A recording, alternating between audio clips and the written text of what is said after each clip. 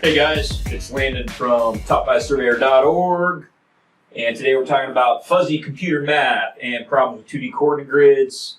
I'm just going to give you an example of what can happen when you're working with measurement data, with spatial data in a computer on a 2D coordinate grid, because we can't always represent numbers super accurately in a decimal system. We talked about that in another video, how sometimes thirds or fifths or sevenths or ninths don't divide up evenly in a decimal system, a 10 base number system.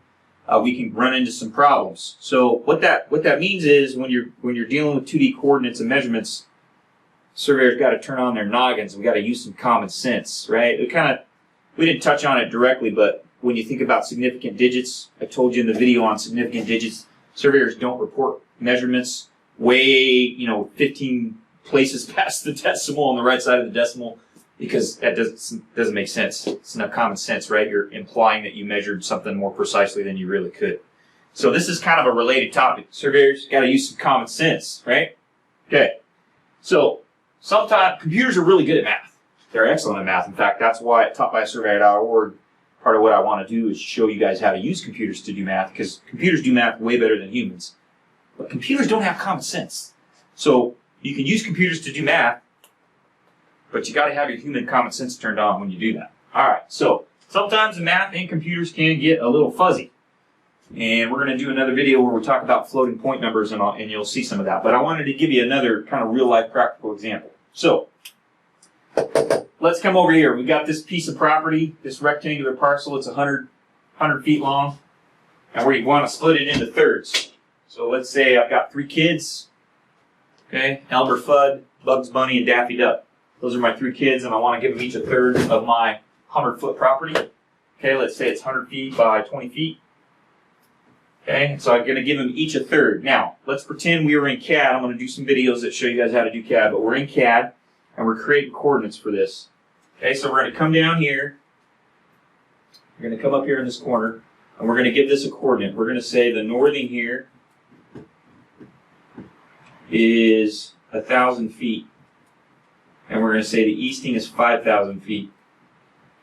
Okay, and we want to calculate the coordinates where we set these. We're going to set property corners here on these lines so that Daffy Duck and Bugs Bunny and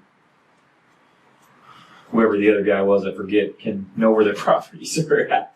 Okay, so we got to be careful though when you go in to calculate these coordinates, and you'll see why. So what's a third of 100? Well, it's 33.33 feet, let's say.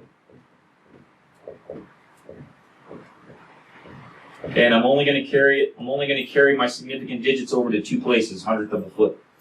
Okay, so let's just look at, we're going to call this point A and point B. Let's write the northing and easting for point A here. Okay, so we come over 33.33 feet. Our northing is going to be the same. So we're 1,000 feet on the northing. Okay, and our easting is going to be 5033.33. We're going to add our easting. Okay. Now let's come over and look at B. What's the coordinate that we're going to calculate for B?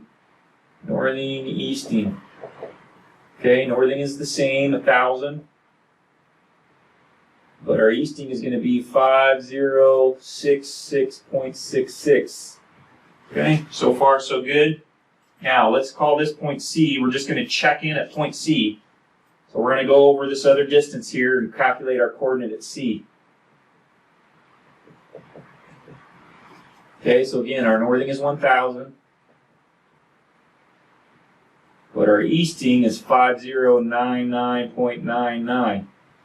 Now that's not quite right, is it? Because if this is really 100 feet, 100.00 feet, what we should get here for our easting is 5,100, even.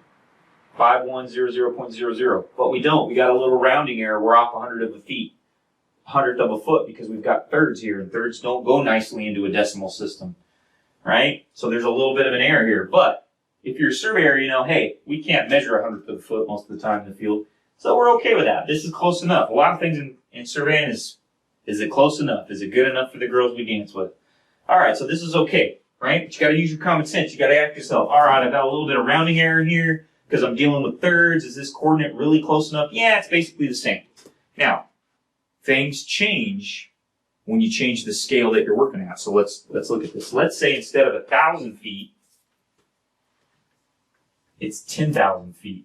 So a little over 2 miles. So I own 10,000 feet. My land is 10,000 feet by 200 feet, or 2,000 feet, sorry.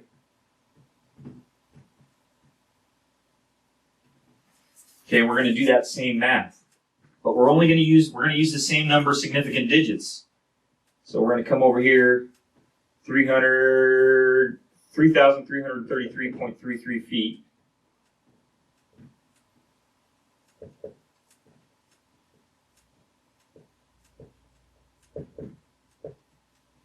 Actually, you know what? I take that back. Let's do this. We're going to change our unit.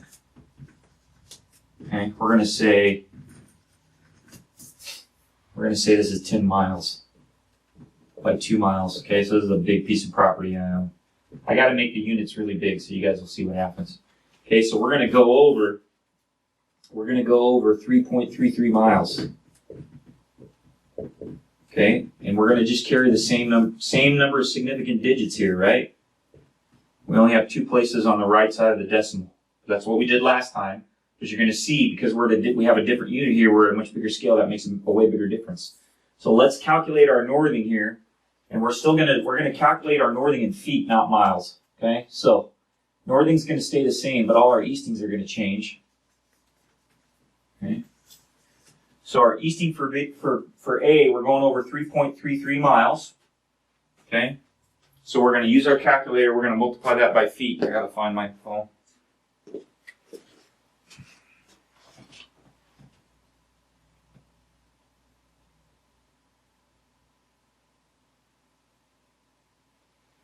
Okay, so our easting is going to be, this is 17,582.4 feet.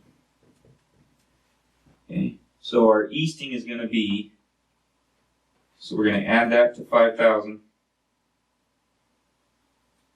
So our easting here is going to be 22,582.40. Okay, then we're going to add it here.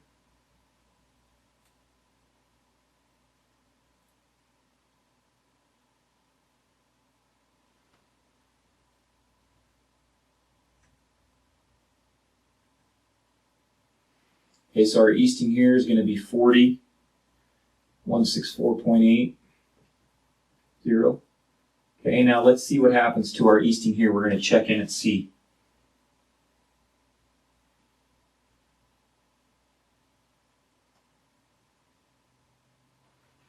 Okay, so our easting here is 5747.20.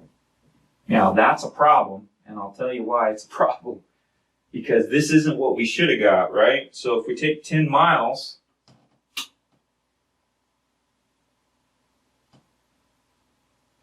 okay, and we add that to our 5,000, which is our starting easting,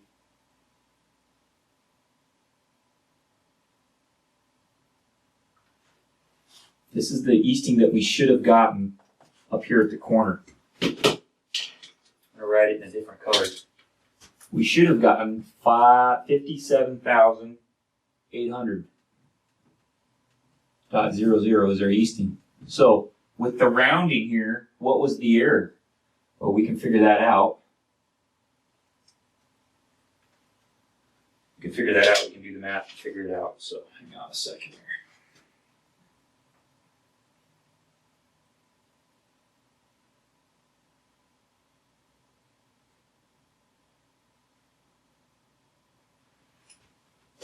This is 57747. Okay, so if we take 57800 minus 57747, what do we get? Let's do the math.